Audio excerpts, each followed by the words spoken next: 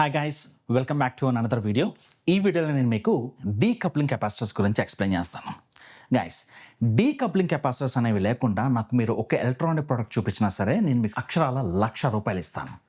మళ్ళీ చెప్తున్నాను, decoupling capacitors లేకుండా ఒక ఎలక్ట్రానిక్ ప్రోడక్ట్ కనుక మీరు నాకు చూపించినట్టయితే నేను మీకు ₹1,00,000 ఇస్తాను. ఎందుకంత కాన్ఫిడెంట్గా చెప్తున్నాను తెలుసా? అసలు డీకప్లింగ్ కెపాసిటర్స్ అన్నవి లేకుండా ఎవడు కూడా ఎటువంటి ఎలక్ట్రానిక్ ప్రోడక్ట్ కూడా డిజైన్ చేయలేడు. నా లాస్ట్ 15 years ఆఫ్ ఎక్స్పీరియన్స్లో నేను ఎన్నో ప్రోడక్ట్స్ మీద వర్క్ చేశాను. ఒక్క ప్రోడక్ట్లో కూడా డీకప్లింగ్ కెపాసిటర్స్ లేకుండా ఎప్పుడు డిజైన్ చేయలేదు, చేయలేను కూడా. నేనే కాదు, ఎవడు కూడా డీకప్లింగ్ కెపాసిటర్స్ లేకుండా ఒక ప్రోడక్ట్ అనేది తయారు చేయలేడు. అంత ఇంపార్టెంట్. అంతెందుకు, ఫర్ ఎగ్జాంపుల్ ఇక్కడ నా చేతిలో కనిపిస్తుంది కదా, ఇది ఒక సింపుల్ ఆర్డినో బోర్డ్. దీంట్లో మోర్ దెన్ 10 డీకప్లింగ్ కెపాసిటర్స్ ఉన్నాయి. ఇంత సింపుల్ ఆర్డినో బోర్డ్లోనే 10 డీకప్లింగ్ కెపాసిటర్స్ ఉంటే మరి పెద్ద పెద్ద ఎలక్ట్రానిక్ సర్క్యూట్ బోర్డ్స్లో, ఫర్ ఎగ్జాంపుల్ ల్యాప్టాప్, కంప్యూటర్స్లో, సర్వర్ బోర్డ్స్లో ఎన్ని డీకప్లింగ్ కెపాసిటర్స్ ఉంటాయో తెలుసా? ఫర్ ఎగ్జాంపుల్ ఇక్కడ ఉంది చూసారా, ఈ సర్క్యూట్ బోర్డ్ మీద మోర్ దెన్ 100 డీకప్లింగ్ కెపాసిటర్స్ ఉన్నాయి. ఇంతకన్నా పెద్ద రీజన్ ఏం అవసరం లేదు కదా మీరు డీకప్లింగ్ కెపాసిటర్స్ గురించి నేర్చుకోవటానికి, రైట్? సో ఇంకా లేట్ చేయకుండా మనం ఈ వీడియోలోకి వెళ్ళిపోయి డీకప్లింగ్ కెపాసిటర్స్ అంటే ఏంటో, అసలు ఆర్డినో బోర్డ్ మీద ఇన్ని డీకప్లింగ్ కెపాసిటర్స్ ఎందుకు ఉన్నాయో కూడా తెలుసుకుందాం. ఆల్రైట్ గైస్, స్టాటిస్టిక్స్ ఏం చెప్తున్నాయి అంటే నా వీడియోస్ చూసే మీలో 95% మెంబర్స్ సబ్స్క్రైబ్ చేసుకోవట్లేదు. మీరు సబ్స్క్రైబ్ చేసుకుని నన్ను ఎంకరేజ్ చేస్తేనే కదా నేను ఇలాంటి మంచి వీడియోస్, మీ అందరికీ యూస్ఫుల్ అయ్యే వీడియోస్ ఎక్కువ చేయడానికి నాకు స్కోప్ ఉంటుంది. నేను చేసే వీడియోస్ మీకు నచ్చితేనేమో లైక్ చేయండి, అలాగే సబ్స్క్రైబ్ కూడా చేసుకోండి. నేను చేసే వీడియోస్ టాపిక్స్ మీకు ఇంట్రెస్టింగ్గా లేకపోయినా, మీకు యూజ్ అవ్వకపోయినా కానీ కామెంట్ సెక్షన్లోకి వెళ్ళి ఏ టాపిక్ మీద చేస్తే బాగుంటుంది, మీకు ఎటువంటి టాపిక్స్ మీద చేయాలో మీరు ఫీడ్బ్యాక్ కూడా ఇవ్వండి. దాని ద్వారా మీకు యూస్ఫుల్ అయ్యే టాపిక్స్ మీద నేను వీడియోస్ చేస్తాను. దాని ద్వారా మీకు యూజ్ అవుతుంది, అలాగే నాకు కూడా ఫీడ్బ్యాక్ వస్తుంది. ఓకే, సో ఫస్ట్ మనం డీకప్లింగ్ కెపాసిటర్స్ గురించి నేర్చుకోవడానికి ముందు ఆ వర్డ్ డీకపుల్ అంటే ఏంటో తెలుసుకుందాం. ఫర్ ఎగ్జాంపుల్ ఇద్దరు వ్యక్తులు ఉన్నారనుకోండి, for example wife and husband కానీ, లేకపోతే బాయ్ ఫ్రెండ్ గర్ల్ ఫ్రెండ్స్ ఉన్నారనుకోండి, వాళ్ళు మనం ఏమని పిలుస్తాం? కపుల్స్ అని అంటాం. కపుల్స్ ఎప్పుడు కూడా చాలా మధ్య చాలా స్ట్రాంగ్ బాండింగ్ ఉంటుంది. వాళ్ళిద్దరు ఎప్పుడు కూడా ఒక మాట మీద నిలబడతారు, ఎప్పుడు కూడా కలిసే ఉంటారు, వాళ్ళిద్దరి మధ్య స్ట్రాంగ్ బాండింగ్ ఉంటుందని చెప్పి అంటాము. మరి డీకపుల్ అంటే ఏంటి అని అంటే, కపుల్ని విడగొట్టడమే డీకప్లింగ్. ఒక ఇద్దరు వ్యక్తులు ఉన్నారనుకోండి, ఆ ఇద్దరు వ్యక్తుల మధ్య ఒక థర్డ్ వ్యక్తి వచ్చి కూర్చుంటే ఏమవుద్ది? వాళ్ళిద్దరు విడిపోతారు, బ్రేకప్ అవుతారు. సో దాన్నే మనం డీకపుల్ అని చెప్పి అని అంటాము. ఇప్పుడు సేమ్ కాన్సెప్ట్ని తీసుకుని వచ్చి ఎలక్ట్రానిక్స్లోకి అప్లై చేద్దాం. ఒక సింపుల్ సర్క్యూట్ ఒకటి డ్రా చేశాను. ఒక మైక్రో కంట్రోలర్ ఉంది. ఆ మైక్రో కంట్రోలర్కి మనం ఒక బ్యాటరీని కనెక్ట్ చేసాం. ఈ బ్యాటరీ వచ్చేసి 5 volts DC battery. Micro controller VCC pin ఏమో బ్యాటరీ పాజిటివ్ కనెక్ట్ చేసాం, మైక్రో కంట్రోలర్ గ్రౌండ్ ఏమో బ్యాటరీ నెగిటివ్ కనెక్ట్ చేసాం. ఈ పవర్ సప్లై అండ్ ఈ మైక్రో కంట్రోలర్ రెండు కూడా డైరెక్ట్ కనెక్షన్ ఉంది వాటి రెండింటి మధ్య ఇంకేమీ లేదు, స్ట్రాంగ్ బాండింగ్ ఉందని చెప్పి అంటున్నాము. అలా స్ట్రాంగ్ బాండింగ్ ఉండటం వల్ల అవి రెండు కూడా కపుల్ అయి ఉన్నాయి, అలా పిలుస్తున్నాం. ఓకే, కానీ ఎలక్ట్రానిక్స్లో ఇలా స్ట్రాంగ్ బాండింగ్ ఉండటం వల్ల కొన్ని ప్రాబ్లం ఉందన్నమాట. ఆ ప్రాబ్లం ఏంటి అని అంటే, సపోజ్ ఈ మైక్రో కంట్రోలర్ దగ్గర కనుక ఏదైనా ఒక అన్ఎక్స్పెక్టెడ్ సిచ్యువేషన్ ఏదైనా జరిగింది అనుకోండి. అన్ఎక్స్పెక్టెడ్ కండిషన్ అంటే ఏంటి? సపోజ్ షార్ట్ సర్క్యూట్ జరిగినా, ఓవర్లోడ్ జరిగినా, ఏం జరిగినా కానీ ఈ మైక్రో కంట్రోలర్ ఈ బ్యాటరీకి డైరెక్ట్ కనెక్షన్ ఉండటం వల్ల ఇక్కడ జరిగిన కండిషన్ వల్ల ఇక్కడ కూడా ఎఫెక్ట్ చూపిస్తుంది. సిమిలర్లీ ఇక్కడ ఏదైనా ప్రాబ్లం వచ్చింది అనుకోండి బ్యాటరీ దగ్గర, ఆ ఎఫెక్ట్ ఈ మైక్రో కంట్రోలర్ దగ్గర కూడా పడిద్ది అనమాట. ఎందుకు? అవి రెండు చాలా స్ట్రాంగ్ బాండింగ్ ఉంది, వాటి రెండు కూడా డైరెక్ట్ కనెక్షన్లో ఉన్నాయి. సపోజ్ ఈ మైక్రో కంట్రోలర్ దగ్గర షార్ట్ సర్క్యూట్ జరిగింది అనుకోండి, లేకపోతే నాయిస్ జనరేట్ అయినా, షార్ట్ సర్క్యూట్ జనరేట్ అయినా కానీ అది ఇక్కడికి వస్తుంది, ఆ నాయిస్ అన్నది. ఈ బ్యాటరీ ఈ మైక్రో కంట్రోలర్ ఒక్కదానికే కనెక్ట్ అయి ఉండదు కదా, ఈ బ్యాటరీ ఇంకో మైక్రో కంట్రోలర్ కనెక్ట్ అయి ఉండొచ్చు, ఇంకొక ఐసీ కనెక్ట్ అయి ఉండొచ్చు, చాలా పెద్ద సర్క్యూట్ బోర్డ్ అయి ఉండొచ్చు. సో ఇక్కడ జనరేట్ అయిన నాయిస్ ఈ పవర్ సప్లైలోకి వచ్చి పవర్ సప్లై గుంటా రెస్ట్ ఆఫ్ ద సర్క్యూట్ బోర్డ్లోకి వెళ్ళిద్ది, రైట్? అలా జరగకుండా ఉండాలి, రైట్? మనం ఎలక్ట్రానిక్స్ డిజైన్ ఇంజనీర్స్ లాగా మన డ్యూటీ ఏంటి?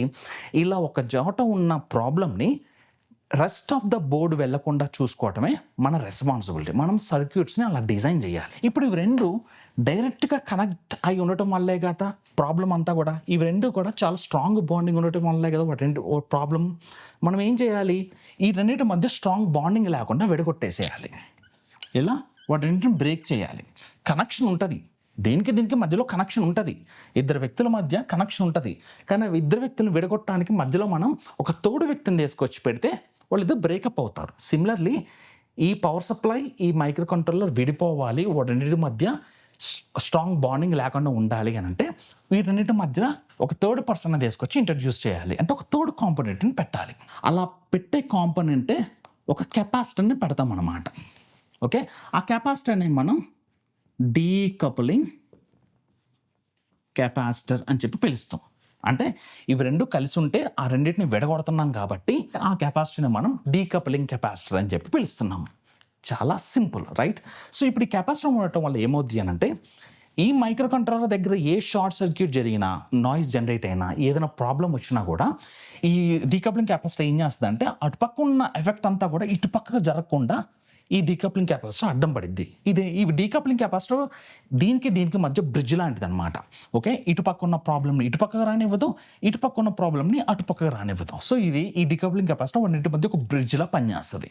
ఎలా అయితే ఈ కపుల్స్ని విడగొట్టడానికి ఒక తోడు వ్యక్తిని ఇంట్రడ్యూస్ చేస్తారో, ఇక్కడ కూడా ఈ సర్క్యూట్లో ఒక పవర్ సప్లై, ఒక మైక్రో కంట్రోలర్ మధ్య వాటిన్నిటిని విడగొట్టడం కోసం, వాటిన్నిటి మధ్య స్ట్రాంగ్ బాండింగ్ లేకుండా ఉండటం కోసం ఏం చేస్తాము అంటే ఒక థర్డ్ కాంపోనెంట్ని తీసుకొచ్చి ఇంట్రడ్యూస్ చేస్తాం. ఆ థర్డ్ కాంపోనెంట్ పేరే డీకప్లింగ్ కెపాసిటర్ అని చెప్పి పేరు పెడతాం అన్నమాట, రైట్? ఇప్పుడు డీటెయిల్గా ఏం జరుగుతుందో చూద్దాం. సేమ్ సర్క్యూట్, ఇక్కడ ఏ సర్క్యూట్ అయితే ఉందో ఇక్కడ కూడా అదే డ్రా చేశాను, కాకపోతే కొంచెం ఎక్కువ డీటెయిల్స్ పెట్టాను అనమాట. సేమ్ 5 volts DC బ్యాటరీ ఉంది, మన మైక్రో కంట్రోలర్ ఉంది, పాజిటివ్నేమో విసిసి కనెక్ట్ చేసినాము, నెగిటివ్ టెర్మినల్నేమో గ్రౌండ్ కనెక్ట్ చేసినాము. ఓకే, మైక్రో కంట్రోలర్ అంటే ఏంటి? మైక్రో కంట్రోలర్ ఒక ఐసీ లోపల ఏముంటాయి? ట్రాన్సిస్టర్స్ ఉంటాయి. మైక్రో కంట్రోలర్స్ లోపల కానీ, మైక్రో ప్రాసెస్ లోపల కానీ, FPGAస్లో కానీ కొన్ని థౌజండ్స్, మిలియన్స్, బిలియన్స్, కొన్ని కోట్ల కొద్దీ ట్రాన్సిస్టర్స్ ఉంటాయి లోపల. ఓకే, అవి చూపించడం కోసమే నేను ఏం చేశానంటే ఈ మైక్రో కంట్రోలర్ లోపల ట్రాన్సిస్టర్స్ డ్రా చేశాను అనమాట. బిలియన్స్ డ్రా చేయలేం కాబట్టి ఒక 4 ట్రాన్సిస్టర్స్ డ్రా చేసి నేను మీకు చూపిస్తున్నాను. ఇవేమో ఇన్పుట్ పిన్స్, ఇవేమో అవుట్పుట్ పిన్స్. ఈ అవుట్పుట్ పిన్కి నేను ఒక లోడ్ని కనెక్ట్ చేశాను. ఆ లోడ్ ఏదైనా అయ్యి ఉండొచ్చు. ఫర్ ఎగ్జాంపుల్ ఒక LED లైట్ అయి ఉండొచ్చు, లేకపోతే ఒక మోటార్ అయినా అయి ఉండొచ్చు, లేకపోతే ఇంకొక IC అయినా అయి ఉండొచ్చు. ఫస్ట్ మనం అసలు ఒక ఐడియల్ సిచ్యువేషన్ చూద్దాం. ఐడియల్గా ఏం జరుగుతుందో చూద్దాం. బ్యాటరీ 5 volts DC కాబట్టి దాని యొక్క వేవ్ ఫామ్ మనం ఎలా డ్రా చేస్తాము? స్ట్రెయిట్ లైన్ ఉంటుంది. ఇక్కడ ఈ బ్యాటరీ దగ్గర ఇలా ఒక స్ట్రెయిట్ లైన్ ఉంది. ఐడియల్ కండిషన్లో ఈ VCC పిన్ దగ్గర కూడా ఐడియల్ మోడ్లో స్ట్రెయిట్ లైనే ఉంటుంది, అంతా బాగానే ఉంది. కానీ అన్ఫార్చునేట్లీ మనం ఐడియల్ మోడ్లో లేము. ప్రతి కాంపోనెంట్ కూడా ఏదో ఒక ఇష్యూ ఉంటుంది. ప్రతి కాంపోనెంట్ కూడా దాన్ని మ్యానుఫ్యాక్చరింగ్ చేసే టైంలో కానీ, లేకపోతే ఇన్హరెంట్గానే ప్రతి కాంపోనెంట్లో కూడా ఏదో ఒక ఇష్యూ ఉంటుంది. ఫర్ ఎగ్జాంపుల్ ఈ 5 volts DC బ్యాటరీని ఈ మైక్రో కంట్రోలర్ని ఎలా కనెక్ట్ చేస్తున్నాము? నార్మల్గా అయితే వైర్లతో కనెక్ట్ చేస్తాము, PCB మీద అయితేనేమో PCB ట్రేసెస్ తోటి కనెక్ట్ చేస్తాము. ఈ ట్రేసెస్కి మనం ఏమనుకుంటామంటే ట్రేసెస్ కాపర్తో డిజైన్ చేస్తారు కాబట్టి దాని యొక్క రెసిస్టెన్స్ 0 అంటాం. ఐడియల్ వరల్డ్లో అయితే ఈ కాపర్ ట్రేసెస్కి రెసిస్టెన్స్ 0 ఉంటుంది, ఇండక్టెన్స్ 0 ఉంటుంది, కెపాసిటెన్స్ కూడా 0నే ఉంటుంది. కానీ రియల్ వరల్డ్లో ఏమవుద్ది అని అంటే ప్రతి కాపర్ ట్రేస్కి కూడా ఎంతో కొంత రెసిస్టెన్స్ అనేది ఉంటుంది, అలాగే ఇండక్టెన్స్ అనేది కూడా ఉంటుంది. ఓకే, దీన్ని ఏమని పిలుస్తారంటే ఈక్వలెంట్ సిరీస్ రెసిస్టెన్స్ అంటారు. దీన్ని ఏమంటారంటే ఈక్వలెంట్ సిరీస్ ఇండక్టెన్స్. చాలా తక్కువ, చాలా స్మాల్ వాల్యూవే ఉంటుంది, కానీ 0 అయితే కాదు. కొంచెం వాల్యూవే ఉంటుంది, కానీ 0 అయితే అసలే కాదు. కొన్నిసార్లు ఏమో కొన్ని కాపర్ ట్రేసెస్కి కొంచెం ఎక్కువ ఈక్వలెంట్ సిరీస్ రెసిస్టెన్స్, ఇండక్టెన్స్ ఉంటాయి. కొన్ని కాపర్ ట్రేసెస్కి ఏమో తక్కువ ఉంటాయి. మళ్ళీ కాపర్ ట్రేసెస్కే కాదు, ఇప్పుడు మైక్రో కంట్రోలర్కి పిన్స్ ఉంటాయి కదా, ఈ పిన్స్ కూడా equivalent series resistance, equivalent series inductance ఖచ్చితంగా ఉంటాయి. ఈ పిన్స్కి ఉంటాయి. ఈ మైక్రో కంట్రోలర్ లోపల ఉన్న ఈ కనెక్షన్స్ ఉన్నాయి చూసారా, ఈ కనెక్షన్స్ కూడా equivalent series resistance, capacitance, inductance ఇవన్నీ కూడా ఉంటాయి. ఇప్పుడు ఇక్కడ మీకు ఐడియల్ వరల్డ్లో ఇక్కడ స్ట్రైట్ లైన్ DC ఉంటాయి, అవుట్పుట్ ఈ మైక్రో కంట్రోలర్ దగ్గర కూడా స్ట్రైట్ లైన్ అనే చూపించాం. కానీ రియల్ వరల్డ్లో ఏం జరిగింది అంటే ఇక్కడ స్ట్రైట్ లైనే ఉంటుంది ఇట్లా, కానీ ఇక్కడికి వచ్చేసరికి ఏమవుద్ది అని అంటే స్ట్రైట్ లైన్ ఉంది ఇలా ఇట్లా నాయిస్ ఉంటుంది అన్నమాట. ఇది చూసారా, అది నాయిస్ జనరేట్ అవుతుంది. ఇక్కడ నుంచి పవర్ అన్నది మన బ్యాటరీ దగ్గర నుంచి మైక్రో కంట్రోలర్ దగ్గరకు వచ్చేసరికి అక్కడ నాయిస్ అన్నది ఇండ్యూస్ అవుతుంది. మనము ఎలక్ట్రానిక్స్ ఇంజనీర్స్ లాగా మన రెస్పాన్సిబిలిటీ ఏంటి? ఆ నాయిస్ జనరేట్ అవ్వకుండా చూసుకోవాలి.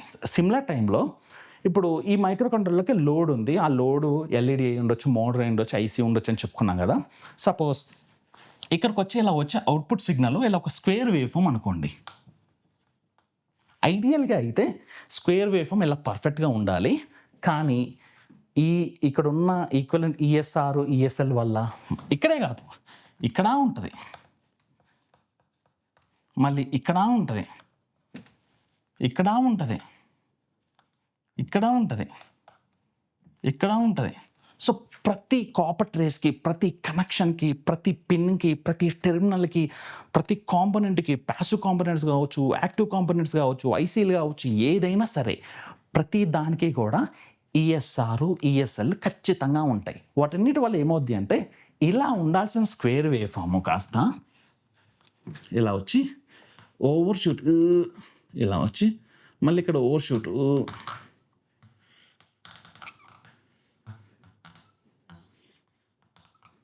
చూసారా? Overshoots, undershoots, ringing, noise ఇదంతా జనరేట్ అవుతుందన్నమాట. మనం యాజ్ ఏ డిజైన్ ఇంజనీర్స్ లాగా మన రెస్పాన్సిబిలిటీ ఏంటి?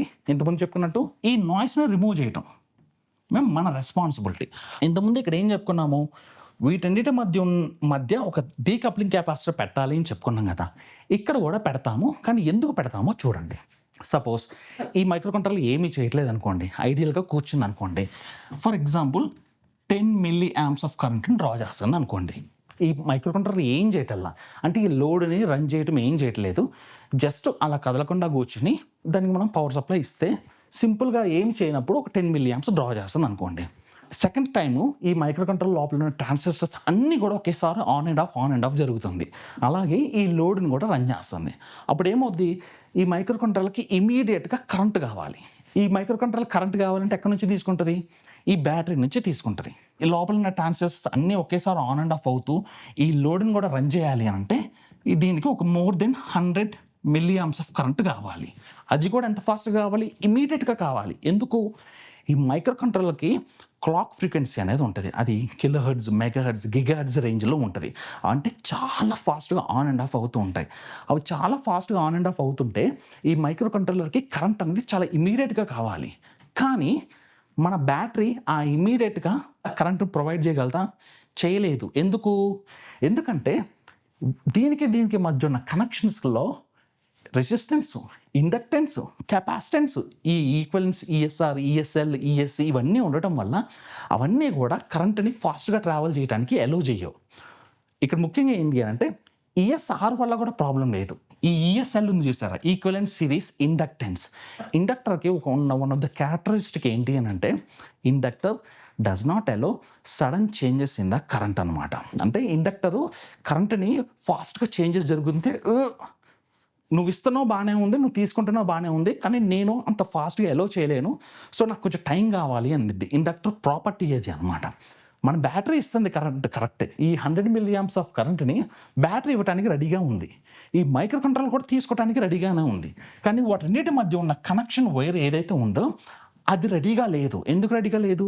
దాని లోపల ఉన్న ఈఎస్ఎల్, ఈ ఇండక్టెన్స్ అన్నది కరెంట్ చేంజెస్‌ని తట్టుకోలేదు. అంటే 10 మిల్లీ యాంప్స్ నుంచి ఒకేసారి 100 మిల్లీ యాంప్స్‌కి మారుతుంటే ఈ ఈఎస్ఎల్ ఒప్పుకోదు. అమ్మో! నేను అంత అలౌ చేయలేను, నా వల్ల కాదు, నా ప్రాపర్టీ అది, నేను అలా అలౌ చేయకూడదు, నేను అలౌ చేయలేను అంటది. అలా అలౌ చేయలేదు కాబట్టి ఈ నాయిస్, ఈ పవర్ సప్లై మీద ఈ నాయిస్, ఈ అవుట్పుట్ మీదేమో ఈ రింగింగు, ఈ ఓవర్ షూట్స్, అండర్ షూట్స్ అన్నవి జనరేట్ అవుతుంటాయి. సో, ఇప్పుడు మనం యాజ్ ఎ డిజైన్ ఇంజనీర్స్‌గా మన రెస్పాన్సిబిలిటీ ఏంటంటే పవర్ సప్లై మీద ఉన్న నాయిస్‌ని, ఈ అవుట్పుట్ సిగ్నల్ మీద ఉన్న నాయిస్‌ని రిమూవ్ చేయడమే మన రెస్పాన్సిబిలిటీ. మైక్రో కంట్రోలర్‌కి కరెంట్ కావాలి అంటే ఎక్కడో ఉన్న బ్యాటరీ నుంచి తెచ్చుకోవాలి. ఫర్ ఎగ్జాంపుల్ ఈ పీసీబీ బోర్డ్ తీసుకోండి. ఈ పీసీబీ బోర్డ్‌కి ఇక్కడ పవర్ సప్లై ఇస్తున్నాం. ఐసీ వచ్చేసేమో ఇక్కడ ఉంది ఒక ఐసీ. ఇక్కడ నుంచి కరెంట్ అన్నది ఇదంతా ట్రావెల్ చేసుకుంటూ ఇక్కడికి రావాలి. ఓకే. కానీ ఇక్కడ నుంచి ఇక్కడ కరెంట్ ట్రావెల్ అవ్వాలి అంటే టైం పట్టిద్ది. మళ్ళీ ఈ కాపర్ ట్రేస్ అన్నిటికీ కూడా ఇండక్టెన్స్ అనేది ఉంటుంది. ఆ inductance sudden changes in the కరెంట్‌ని అలౌ చేయదనమాట. సో, ప్రాబ్లం అవుతుంది. దానికోసం ఏం చేస్తాము అని అంటే మనం ఓకే మైక్రో కంట్రోలర్ ఎక్కడో ఉన్న బ్యాటరీ నుంచి నువ్వు కరెంట్ తెచ్చుకోవాల్సిన అవసరం లేదు.